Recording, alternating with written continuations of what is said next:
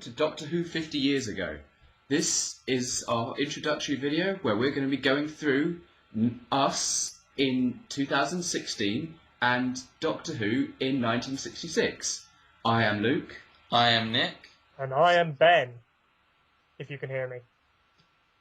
Hopefully you can. And it is in fact Ben's fault if he is not heard because he's the one sorting this out.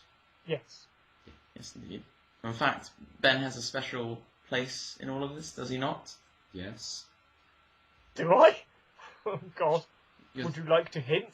you're the founder of this. I'm the founder of this, yes. How did you decide to do this? I Twitter, basically, because they were talking about, hey, the Smugglers is 50 years old this week, and I'm like, oh yeah, so it is. I was on watching legitimately purchased Doctor Who episodes which aren't existing, and I thought, why don't I watch these episodes on the 50th anniversary of their broadcast date? Because everybody did for the Day of the Doctor, and for nothing else. None of you watched the Cave of Skulls, you bellends. Warning, explicit language from immature people. And so I posed this to my two fellow Who nerds, these two, Luke and Nick. Hi. Hello. Again. And they said, yeah, get on with it. And so we made a podcast. The end. And of course, also, very happily, we have Power of the Daleks coming soon.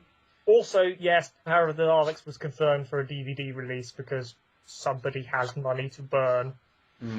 So, about how far into... how many episodes of Power of the Daleks will we have to watch? We will get there in 9 weeks, November the 5th. So we'll have to watch a couple of episodes in Recon before we can get our hands on these. Unless they want us to, buy the animation on day one, which, no. No. Gotta get the actual DVD in our little mitts, yeah. The entire objective of this podcast is to look at how we're watching the episodes now and try and figure out how someone would have watched them 50 years ago and see how the opinions have changed and see what made Doctor Who so popular and the way that it turned out and see how that's comparing with the Doctor Who being produced nowadays. Or unpopular, as the case may be. Precisely. As Season 4 could be in places. So, shall we go through with our little introduction to 1966? Yes. Oh boy, what a year. Indeed. It quite wonderfully fits on 2.5 sides of A4 of notes. But, Revision papers, and all that. Yeah. Yeah, that Luke just pilfered off of me.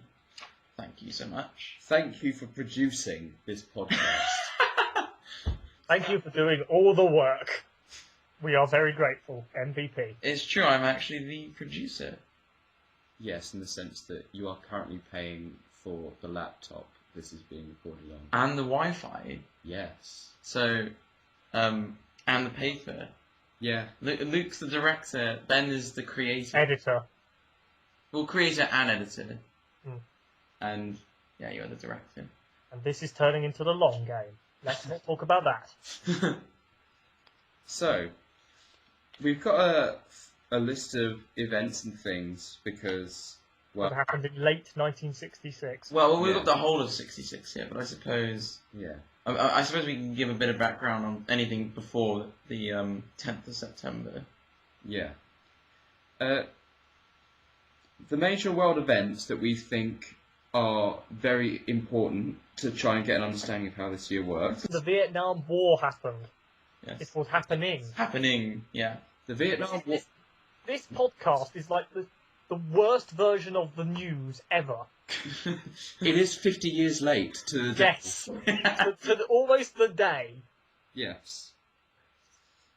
So, we got the Vietnam War and the Vietnam War protests, which is the most important thing. Yes, the Going all over the show. Yeah, already. This is before the Tet Offensive, where, shit gets really bad. The public perception goes downhill, but even already in 66, people aren't happy with it. And then we're not even fighting the war. So No. yeah. Another thing that we think is important is all of the Soviet space probes which are being launched. Yeah, so like a Soviet probe lands on the moon, doesn't get blown up. The American, like NASA, orbits around, has something orbit around the moon, I think. The Soviets land a probe on Venus. So basically, loads and loads of space exploration is going on. Yeah. So this idea that we might go to The space race is in mid-progress. Yes, Yeah. and it's probably in one of its most exciting phases, like 66, 69. It's really building up. We've got a massive amount of idealism here. Mm. Idealism about space, that everything might be habitable. People thought that Venus Yes. could be a habitable Underneath place. the clouds, people thought it could be green, wonderful, lovely. Yes. Of course, that's the limitations of technology, not being able to get something as far as Venus. Mm. So progress is happening, slowly, Yeah, so they... in the right heat of a technological revolution. Quote. Yes, indeed. Okay, so then, this is, Lenin makes his remark, bigger than the Beatles. Lenin? Jesus. Lennon. Yeah, Lenin! yeah, not Lenin. Lenin. Lenin Alright then. definitely thought he was bigger than Jesus. So. Probably, actually. Yes. It's just that any recordings of him saying that would have been wiped by Stalin. Because Stalin was even bigger than Lenin, so... But that's the 50s, so there. Yeah. But anyway, so the fact that John Lennon thinks that the Beatles, he feels like he can say that the Beatles are bigger than Jesus, is showing religiousness is decreasing.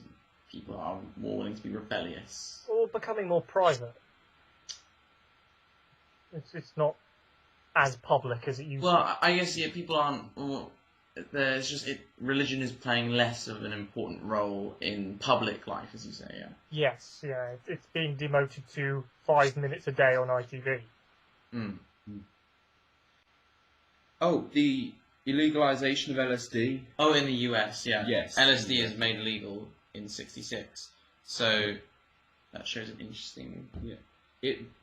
It shows that the hippie movement is being cracked down on a little By the older generation. by Yeah. the older generations. Cracks are starting to form, which will blow up Yeah. like, massively in the late 60s. Yeah. Precisely. I think I said this earlier, not here, but earlier on, before.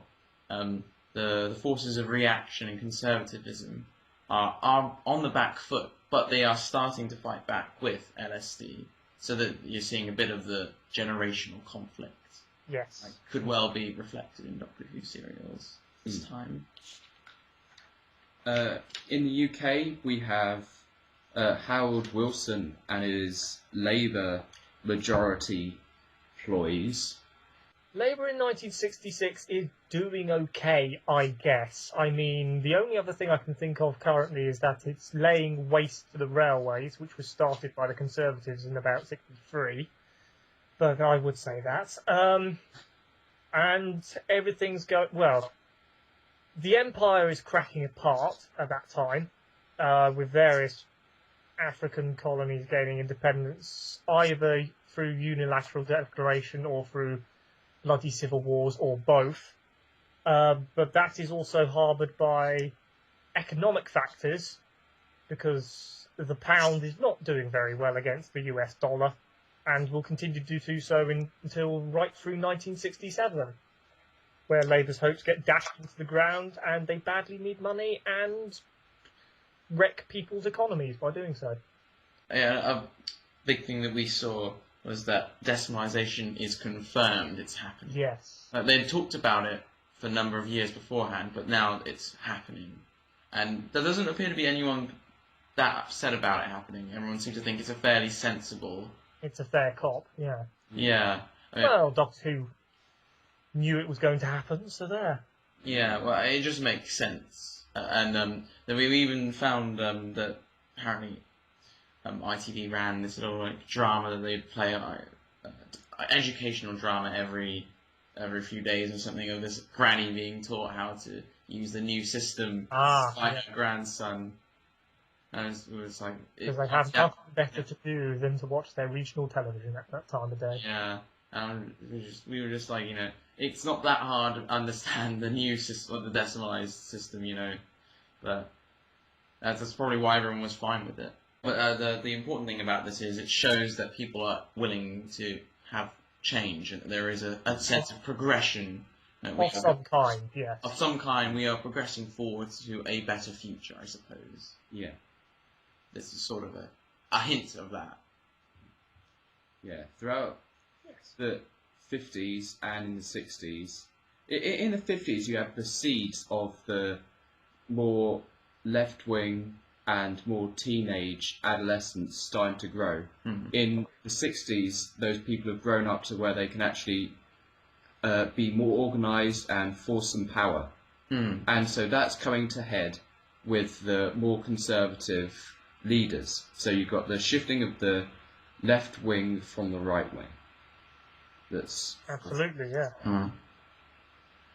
yeah. Which is evident in our next point to the colonies and the decolonisation. Yes, Continuing already the alluded to. colonization of empires, British, French, and otherwise.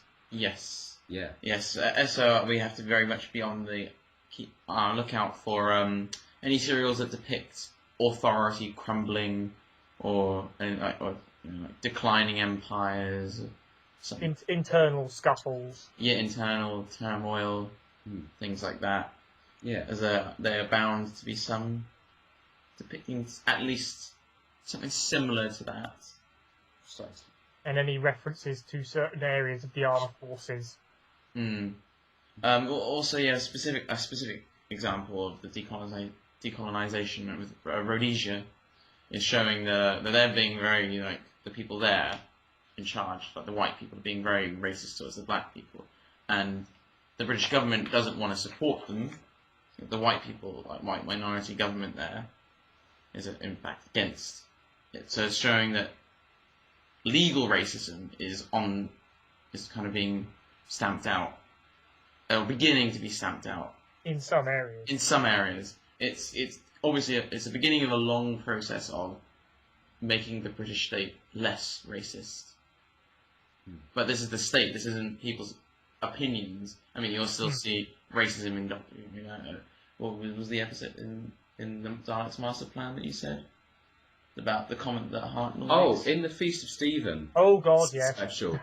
The Doctor says, "It's a madhouse. It's all full of Arabs." Like that. Yeah. But it's and still... the less said about the Celestial Toymaker, the better. These stories are in 1965, so only a year earlier, and the Doctor is actually being racist. Yeah. Now, I mean, there was the Savages as well, which you said the working titles were the White Savages. Yes. Yes. Yeah, so that's one of the ones we don't like talking about. Let's move on to the state of TV in 1966. So, the biggest thing, well, it wasn't that big at the time. At the time, but in retrospect, the biggest sci-fi TV thing to begin is Star Trek. Yes. That thing. That began only days before the airing of The Smugglers, Episode 1. Yes. Just about. Yeah. Initially, ratings were terrible. The first episode, The Man Trap, had the highest Nielsen rating that Star Trek will ever have ever. And the problem is that the ratings basically dropped horribly halfway. Is this in America or in Britain? America. America, yeah, because I haven't networked it to us yet. No. But I suspect that maybe not on the 10th of September, but we would have heard about it at least before we got it. Yeah.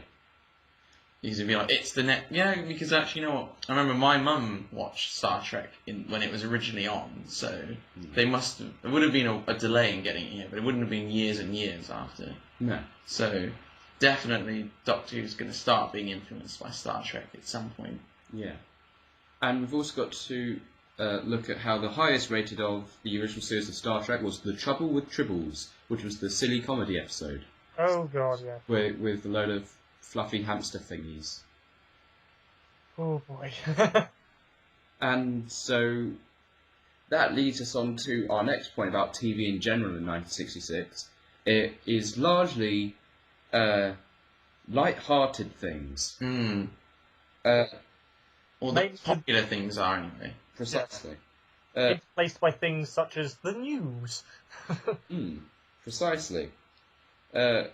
Looking at the top 20 top-rated programs, most of them are quiz shows and comedy shows. Yeah, there's even a couple of soaps, like Coronation Street. There's like a precursor to Casualty there, by the sounds of it. Yeah, Emergency, Ward 10. Oh, Emergency Ward 10, yes. Yeah, Yeah, that definitely was popular back in the day.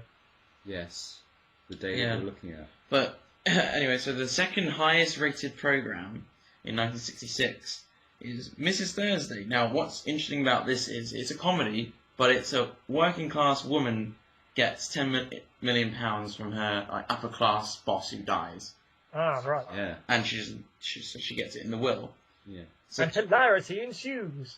yes, so that she doesn't. So it's a rags to riches story, but she's not done anything to earn the money, I guess. Unless remember, she must have been a nice employee or whatever. But So the consciousness in the people is there for ATV to make a show about it. Yeah. Mm. And for it to be massive. Also, put this along with the Frost Report, and what I know about the Frost Report is a very specific sketch of you've got Ronnie yeah. Corbett, Ronnie. I know my class. And then John Cleese. You got the three of them.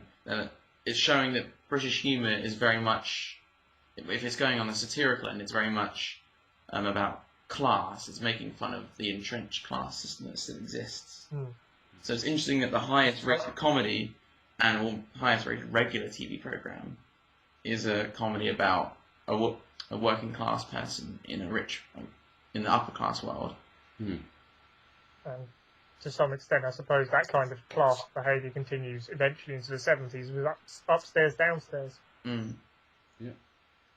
And so, yeah, obviously that means that class is going to be a very big, important thing in Doctor Who. Yes. Absolutely. And it's also, again, very interesting that practically, well, all the Doctors in the 60s and the 70s are all very well spoken Yeah. and definitely upper class. So the Doctor, increasingly so, is more of is like the left wing. He's like the educated professor almost from like the upper class background, but he's One dare to say bourgeoisie. yeah, but he's a rebel of an upper class rebel. Yeah. Yes. Yeah. Which Away from his society to fight the good fight Even Hartnell in his own way is an upper class rebel. and give power to the savages and all that. So, what are the things that we are looking out for, in brief, when we watch these? Okay, so any internal turmoil or signs that authority is being challenged, Yes.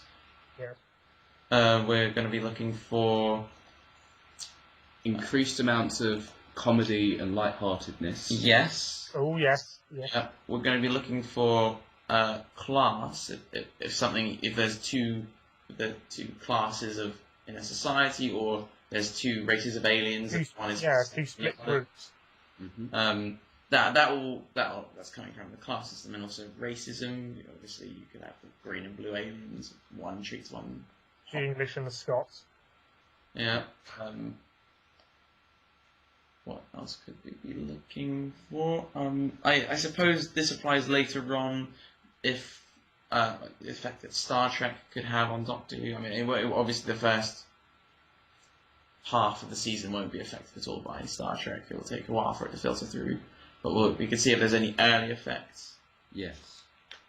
And maybe, I suppose, with the whole religious angle, with the bigger than Jesus comment, maybe you could look for people criticizing, I don't know, any kind of ideology or dogma.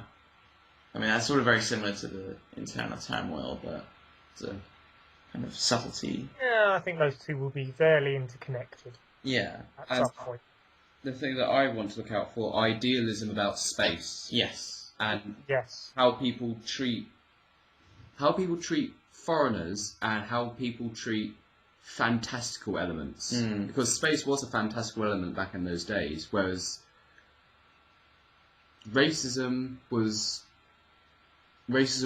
A very real thing. yeah, exactly. It was commonplace. Yes. Yeah. Well, Remembrance of the Daleks, set only 3 years earlier, has Yeah. the whole scene with no colours Yes. and like that sign. So, you know, it's To what extent- everyone is engaging in it to some extent. Precisely. to what extent the two are normalised into the drama. Mm. So yeah, be on the lookout for anything that's pushing an anti-racist agenda. Precisely. But yeah, linking to the space thing as well. Looking for idealistic idea of technology as well, or an idea that the future will be better. There is no doubt that the future will be better. How that's instilled into the younger generations as well. Yeah. Eventually things will get better. It will never get worse. There's no way it could get worse. That's what we're looking for, I think. Yeah. Anything you'd like to add? This is a one-off, and I hope you enjoy it as much as we make it. Yes. We don't actually know if we'll like it yet. We might despise this and each other by the end. Yes. That is what we shall be doing in Doctor Who 50 years ago, Season Forgotten. We have been Nick? I've been Luke. And I have been Ben. Make sure you check us out on Facebook, Twitter, Good luck doing it on Twitter. Try Blogspot. and Blogspot. Yes. Yes. And other social media platforms, if any. And If any. YouTube, if you're listening to this on iTunes or Blogspot. We don't actually know where this is going to take off, if it even does. So just type us into Google and look at everything. Mm-hmm. You never know, you might find something you like. I might find something I like. I just like looking at the Google page. Typing ruins it. It does. Yeah. Right, anyway. So So, long. Good night. No. Goodbye. bye.